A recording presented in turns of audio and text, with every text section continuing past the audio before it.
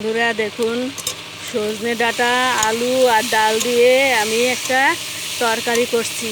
দেখুন এইরকম করে আপনারা তরকারি করে খাবেন, দেখবেন খুব সুন্দর লাগে খেতে।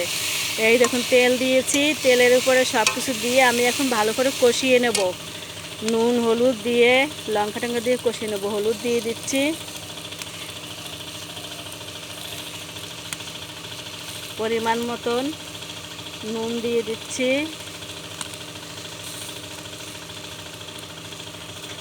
লঙ্কা দিয়ে দিচ্ছি, কাঁচা কাঁচা লঙ্কা, চেরা লঙ্কা, আমাদের এই যে গাছের এই লঙ্কা, এগুলো এই করে আমি ভালো করে কষিয়ে নেব।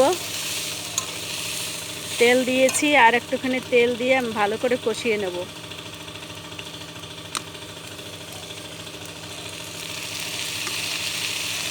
কষিয়ে তারপরে ঝোল দিয়ে দেবো। ঝোল দিয়ে জিরা সম্বার দিয়ে দেবো। কোনো মশলা দেবো না, আর কোনো মশলা দেবো না। জিরা সম্বার দিয়ে আর ধনেপাতা দিয়ে আমি তরকারিটা করে নেব।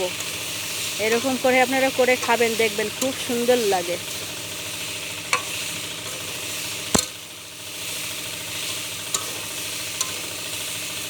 অনেকক্ষণ হয়ে গেছে কষানো, এবার আমি জল দিয়ে দিচ্ছি।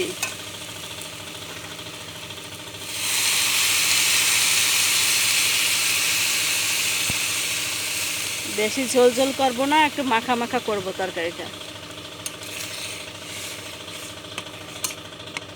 এরপরে জিরো ফোড়ন দেবো আর তেজপাতা ফোড়ন দিয়ে ধনেপাতা দিয়ে তরকারিটা নামিয়ে নেব। খুব সুন্দর হয়, আপনারা খেয়ে দেখবেন এরকম করে। ডাল দিয়ে, ডাল সজনে ডাঁটা আর হচ্ছে আলু, একদম সিম্পলভাবে তরকারি। এবার আমি ঢেকে দেব।